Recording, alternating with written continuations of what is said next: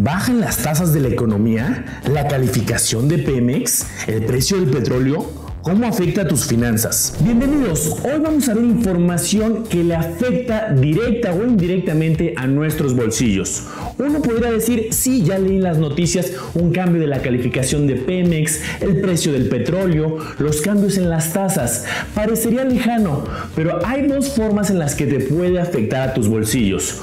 Uno, es muy probable que tú ya tengas ciertas inversiones, aunque no seas un inversionista aún, es decir, con el simple hecho, por ejemplo, de tener una Afore, que ya sabemos que las personas que trabajan en el sector formal o han trabajado históricamente, aunque ahorita no estuvieran trabajando, tienen una Afore y por lo tanto tienen inversiones. Entonces todo esto que vamos a platicar hoy afecta el desempeño de las inversiones. Y segundo, si tú no estás invirtiendo aún, bueno, pues ¿qué estás esperando? Hay que hacer que nuestro dinero trabaje. ¿Y dónde vas a aprender de inversiones? Pues en este canal. Si aún no estás suscrito, pues te espero a que te suscribas. 5 horas después. La primera noticia que te quiero contar es la baja en las tasas de interés que acaba de suceder esta semana. Si tú ya estás invirtiendo en CETES, en algún banco, en algún fondo de inversión, en especial en inversiones de corto plazo. ¿Y a qué me refiero con inversiones de corto plazo? Bueno, pueden ser inversiones de una semana, de un mes, de 3 meses, inversiones de periodos muy cortos de tiempo. Bueno, pues vas a ver una baja en las tasas. Así es, si tú te acercas a un banco o vas a adquirir los CETES, pues vas a ver una ligera disminución en la tasa. No es que te quieran ver la cara, más bien es un efecto de la economía.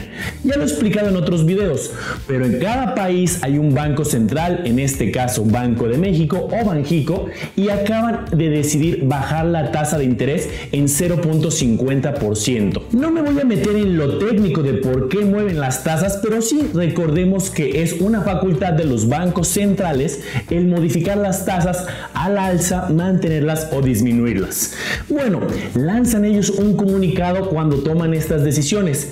Aquí te dejo un extracto de ese comunicado. Nos dicen que históricamente en el pasado las tasas del país habían subido considerablemente y que ahora por la coyuntura que estamos viviendo han decidido que es momento de disminuir las tasas. Y déjame contarte que tienen razón. El año pasado veíamos tasas en el país de hasta el 8.25% en instrumentos muy sencillos, de muy bajo riesgo, los que llamamos conservadores. Una persona iba a un banco o directamente en los CETES y veíamos esas tasas, eran tasas buenas. Había personas inclusive que me decían, oye Manolo, ¿realmente vale la pena invertir en estrategias más sofisticadas, con bolsa, con fibras, estrategias de largo plazo, cuando las tasas muy sencillas de un banco están pagando tasas relativamente buenas? Bueno, pues ese era un tema temporal. Ahora las tasas tienen una tendencia a la baja. Fíjate en este gráfico. Este gráfico que te preparamos en el lado de los business te enseña los niveles de tasa que ha establecido Banco de México a lo largo de los últimos 10 años. Fíjate cómo entre el 2010 y el 2015, 2016, las tasas estaban en niveles del 3 o el 4%. Sí, si tú ibas a un banco ibas a ver tasas cercanas a este nivel. Pero en 2017, 2018, las tasas subieron hasta niveles del 8.25, 8%. Pero ya empezamos a ver una baja en esta tendencia. 7.50, 7% y ahora 6%. Esto no lo digo para alarmar o ser el portador de malas noticias. Simplemente así funciona este tema de las inversiones y de las tasas. Lo que siempre te he dicho es que es importante tener una diversificación. No todo el dinero forzosamente debe estar en una inversión a un día, a 7 días, a 28 días. Debes de diversificarte. Por eso es importante tener inversiones de corto plazo, pero también de mediano y de largo plazo. No vas a estar invirtiendo en un banco, en un pagaré a 7 días, el dinero de tu retiro a 30 años. Hay que hacer estrategias diferentes dependiendo del plazo y la meta. Ahora, quiero centrarme en otra noticia que también está circulando, que hizo que me mandaran varios mensajes en otras redes sociales asociadas al tema del petróleo. En particular del precio del barril. Me llegaron consultas como esta: Manolo, ¿dónde compro barriles de petróleo? Ya vi que el precio está en negativo. Eso quiere decir que me van a pagar por comprar barriles. ¿De dónde saco mis barriles? Calma, don Ortelio. ¿Cuál calma, Manolo? También voy a llenar mi tanque del automóvil, porque seguramente me van a pagar por llenar el tanque. Lo siento, don Ortelio, no funciona así. El problema muchas veces de algunas noticias es que usan ciertos términos que asumen que todos estamos familiarizados con ellos, y puede que no necesariamente sea así.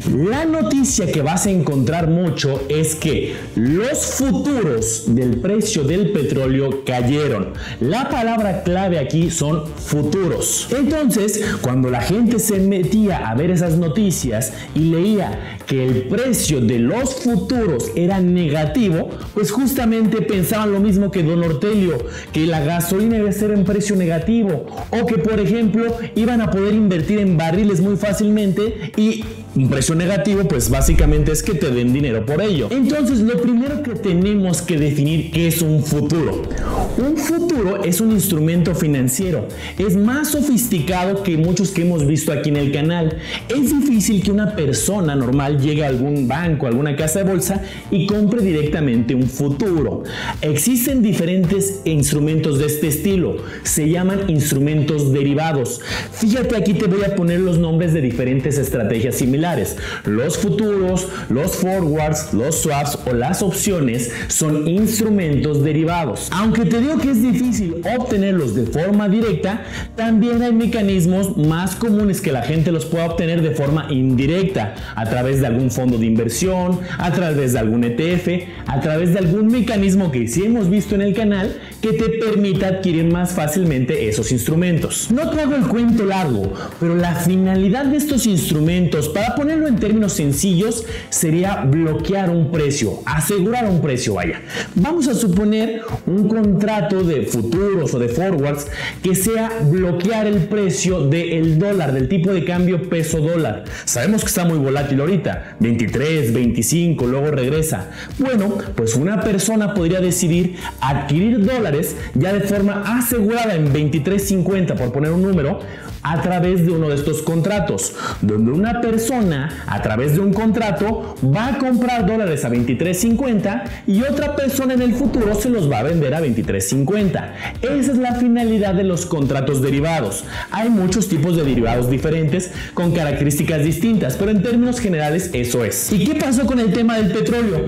Bueno, pues existen estos contratos también, donde una parte los va a comprar y otra parte los va a vender en una fecha futura. Pues esa fecha futura se estaba acercando. Las personas que habían comprado estos contratos, estos futuros, hace tiempo atrás, no sabían cómo iba a estar la situación actual, porque así es, estos contratos se compran con tiempo de anticipación, no es como que se compra hoy para mañana, tienen días o meses atrás que se compraron.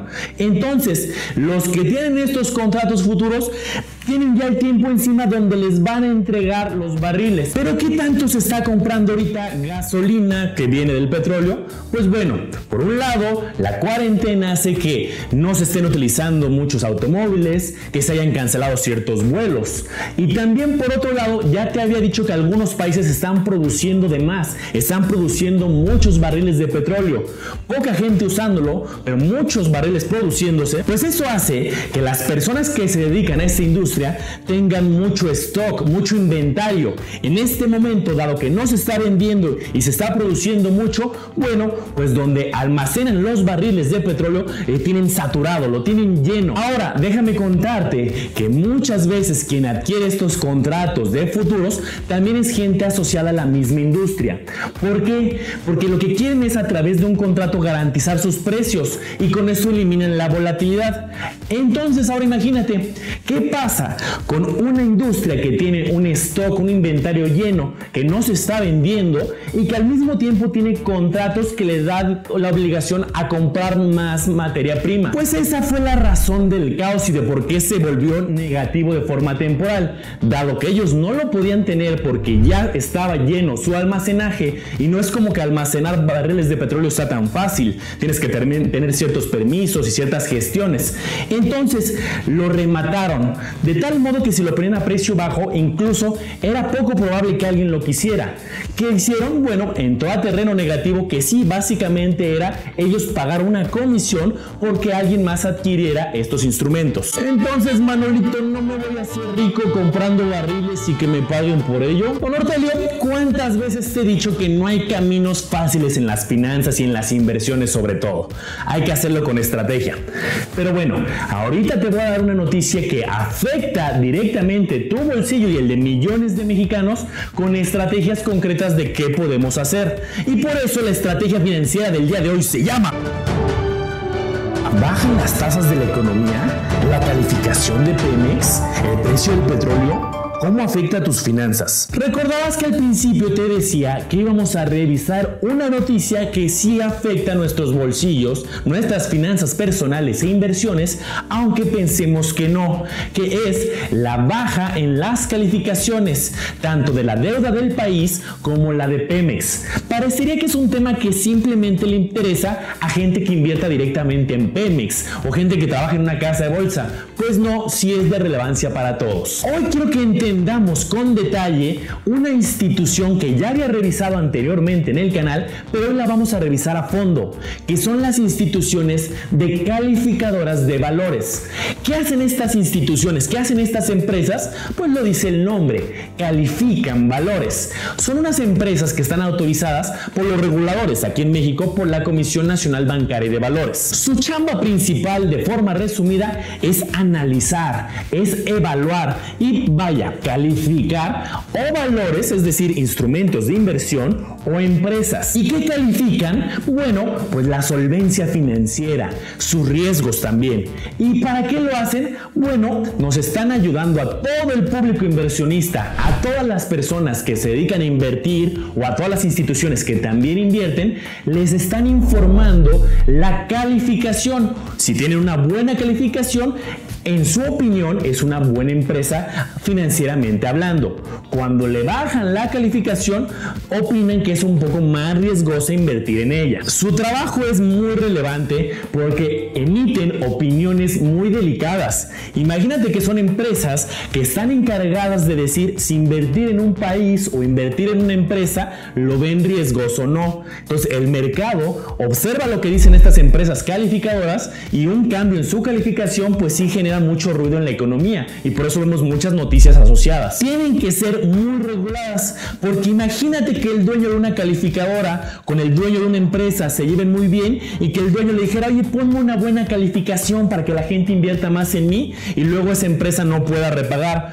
Pues no, tienen que ser muy vigiladas, tener una metodología muy estructurada y pública. ¿Para qué? Pues para que las calificaciones que ellos emitan pues sean confiables. Aquí en el país están autorizadas y reguladas estas 7 calificaciones. Algunas probablemente te suenen más que otras. Por ejemplo, Standard & Poor's, Fitch, Moody's, pero también hay más calificadoras, HR, Verum, etc. En la página de cada una de ellas vamos a encontrar su metodología de calificaciones, su significado de las diferentes calificaciones que ellos tienen, cómo van a evitar conflictos de interés para que se demuestre que son imparciales. En estos últimos meses de incertidumbre han estado haciendo diferentes modificaciones a ciertas inversiones o a ciertas empresas en todo el mundo, y pues en México no ha sido la excepción. Por ejemplo, una empresa puede tener una calificación, pero ahora que hay incertidumbre económica, puede que la incertidumbre le afecte a la empresa, es decir, que tenga dificultades para vender o para llevar a cabo sus planes, y eso haga que las calificadoras lo vean más riesgoso y modifiquen la calificación. Ahora quiero que veas un análisis bien interesante que hicimos. Cómo se leen las calificaciones, pero sobre todo qué calificación tienen diferentes instrumentos que van a ser conocidos para ti. Cómo va a estar calificado, por ejemplo, Estados Unidos, cómo va a estar calificado México, cómo se califica Pemex o CFE. ¿Por qué? Pues porque también tienen instrumentos de inversión, los inversionistas pueden meter dinero ahí y por eso las agencias calificadoras van a emitir su opinión. Esta tabla que te preparamos en el Lago de los Business está bien interesante. Estamos analizando 3 de las principales calificadoras: Fitch, Standard & Poor's y Moody's. Y las calificaciones están acomodadas por orden. Hasta arriba van a estar las de máxima calidad, luego va a ser alta, buena, satisfactoria satisfactoria y así hacia abajo. Las calificaciones se van a dividir en dos grandes grupos. Como te diste cuenta, y no te preocupes, vamos a seguirlas analizando, las calificadoras tienen diferentes esquemas de calificación. No es como 10, 9, 8. Tienen ciertas letras, ciertos símbolos, por ejemplo AAA, AA, BBB. Bueno, pues cada una tiene su metodología.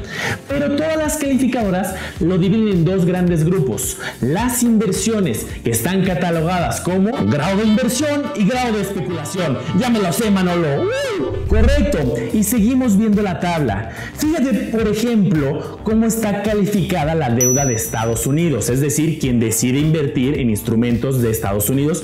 Pues bueno, las calificadoras no necesariamente siempre las van a poner todas en el mismo grado de calificación, pero bueno, al menos aquí Fitch y Moody's la ponen como máxima calidad y Standard & Poor's la ponen en calidad alta. Ahora, quiero que te fijes a mediados de la tabla y vamos a ver las instituciones que son de aquí de México, tanto el país como tal, la deuda de México, como Pemex y CFE. Si te das cuenta, para el caso como país, estamos situados en un grado de inversión satisfactorio, es decir, no estamos igual que en Estados Unidos, pero aún las tres agencias calificadoras principales nos ponen en un grado de inversión satisfactorio. Ahora, ¿dónde ha estado la gran noticia? Fíjate cómo Pemex, para el caso de Fitch y de Moody's, entra en un grado cuestionable, que ya no se llama grado de inversión, sino se llama grado de especulación. Ya para terminar, fíjate cómo algunos países que han tenido algunos problemas en términos económicos, las calificadoras pues justamente lo reportan aquí en sus calificaciones, como fue el caso de Argentina. Como puedes darte cuenta, es un tema delicado.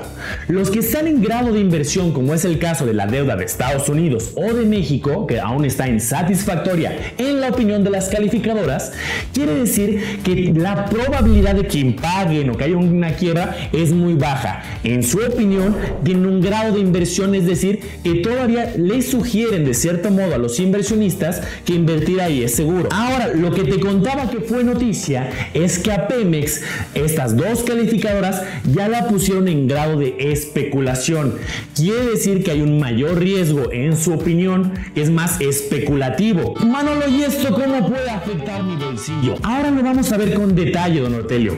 Como te estás dando cuenta, este video es más intermedio. Por cierto, ayúdame a darle like si te gustan estos temas más intermedios, un poco más avanzados que te empoderen en las finanzas. Bueno, pues aquí en México y en general en todo el mundo, pues hay muchas instituciones financieras que se dedican a administrar inversiones. Obviamente, ellos van a preferir aquellas que tengan el grado de inversión y no el grado especulativo, porque así es más seguro para ellos y para sus clientes. Aquí es donde sí puede haber afectaciones. ¿Por qué? Porque a lo mejor tú ya tienes alguna inversión que dentro tenía inversiones en Pemex, por ejemplo. No que directamente tú hayas invertido, eso es menos probable, pero a lo mejor un fondo de inversión puede ser. ¿Y qué pasaría si ese fondo de inversión tenía en sus lineamientos que ese fondo solamente va a invertir en estrategias que tengan grado de inversión y no especulativo? Pues ahora que a Pemex lo bajaron a grado especulativo, ya por ley ya no lo va a poder tener ese fondo, lo tienen que vender, van a tener que rehacer el portafolio de las inversiones. Entonces, si tú tenías fondos de inversión de renta fija, fondos de inversión de deuda, hay que analizar si adentro tenías inversiones de Pemex. Eso se lo puedes preguntar a tu asesor. Ahora, otra institución que a mí me interesaba conocer si tenía tenencia de instrumentos en Pemex son las Afores, ya que millones de mexicanos también tienen su Afore. Es información pública que tienen actualizada al cierre del año pasado en la página de la comisión que regula las Afores. Aquí nos van a transparentar en qué invierten los diferentes Afores en cuanto a instrumentos del Estado, es decir, como en municipios, en Foviste, el Infonavit y el caso concreto de Pemex que estamos revisando. ¿Qué nos dice? Pemex tenía en ese momento un total de 857.617 millones en circulación, de los cuales las Afores, es decir, las CIEFORES tenían 60.160 millones. Eso quiere decir que más o menos un 7% de todos los papeles que tenía Pemex en circulación en ese momento lo tenían invertido directamente las Afores. Habrá que ver en qué proporción y cuáles. Acuérdate que aquí en México hay 10 Afores, que si tú no tienes mucha idea de en qué Afore estás o cómo funciona eso, bueno, pues al final de este video te voy a dejar la liga para que veas el video de las Afores con detalle. Y quise ser enfático en este tema para que veas cómo funcionan las inversiones, cómo hay cambios, cómo es dinámico, y en el caso del Afore pues analices y veas en qué Afore estás. Eso vale la pena saberlo, cuál ha sido el rendimiento último, saber en qué posición de la tabla está de las 10 que hay. Entonces con esto ya sabrás que puede haber volatilidad en el corto plazo también por estos efectos. Pero bueno, tú puedes invertir para tu retiro en diferentes mecanismos. Es importante también que tengas varias opciones. Un mecanismo son las Afores, que esa la vas a tener por ley porque tu patrón, si trabajas en el sector formal, te va a abrir una Afore. Tú también podrías dar aportaciones complementarias o también se puede adquirir un producto privado en el sector financiero. De forma privada sería a través de los famosos PPRs, por sus siglas, planes personales de retiro. Hay una ventaja, es que tú vas a poder escoger en conjunto con el asesor en qué quieres que invierta. Si quieres que invierta más en la bolsa o en dólares o en diferentes instrumentos. Por ejemplo, si tú dices yo no quiero que tenga tenencia de Pemex, pues bueno, hay algunas administradoras de estos PPRs que te permiten a ti escoger en qué si quieres que se invierta. Voy a subir un video comparando las diferencias entre las Afores y los PPRs. Pero bueno, si te interesa, aquí te dejo mis datos de contacto para que tengas una consultoría gratuita y platiquemos acerca de este tema a detalle. Suscríbete, dale like y activa la campanita para los próximos videos financieros. Aquí te dejo el video de las Afores y otro video financiero para que sigas con tu aprendizaje. Sigue adelante.